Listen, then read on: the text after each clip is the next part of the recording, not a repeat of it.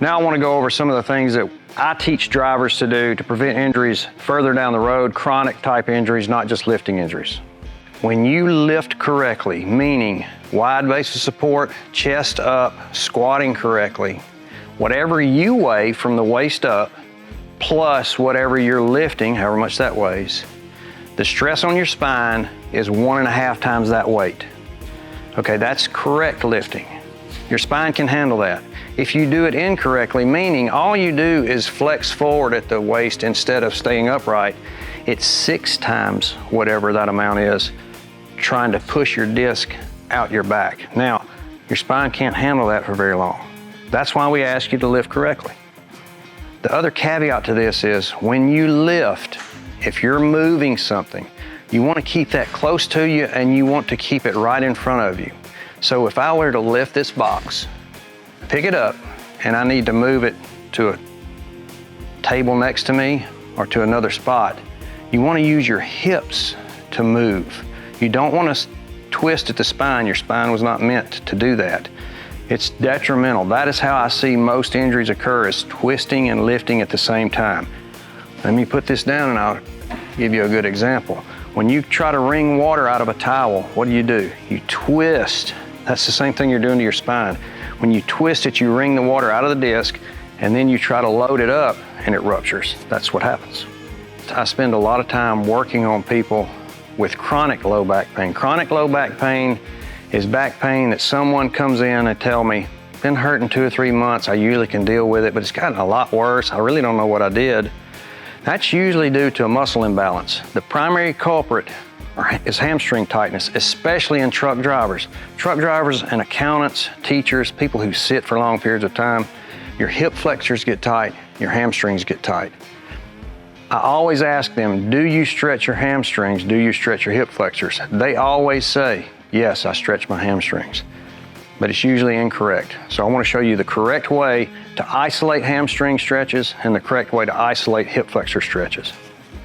To isolate your hamstring, you just need a belt or a ratchet strap or a dog leash.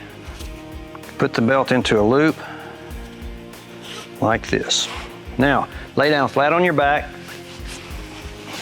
and you put the belt around your foot. Lay down flat.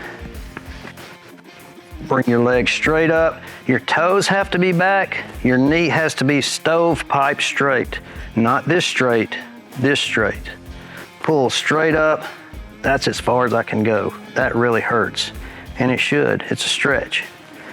Stretch as hard as you can for 3 seconds. 1, 2, 3. Don't let your leg down. Just bend your knee a little bit. It takes a stretch off.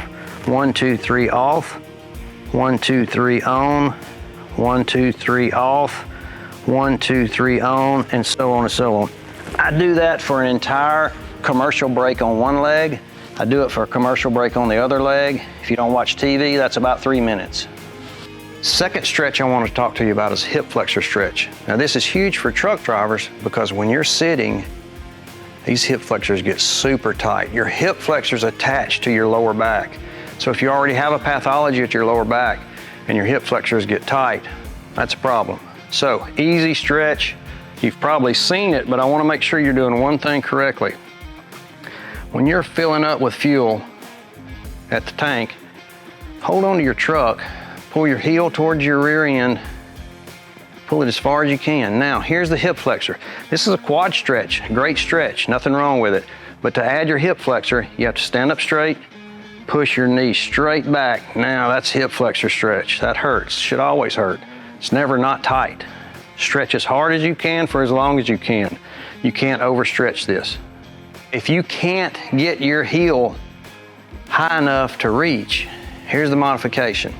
Take the same belt you did hamstring stretches with and you lay down on your stomach, okay? When you lay on your stomach, you put the belt around your foot and bring it over your shoulder like this. Now I can really feel the stretch and I'm not having to worry about balance. Final bit of advice on the injury prevention. Slow down. I know you're in a hurry. I know you're in a hurry to get to your next stop. I know you're in a hurry to bind your load. But usually an injury explanation starts with, well, I was in a hurry. Okay, slow down, move at a normal pace, watch your environment. It usually has to do with somebody getting in a hurry in a dark environment, not remembering the things that I've just shown them, and they end up in my clinic for 12 weeks. Don't be that guy.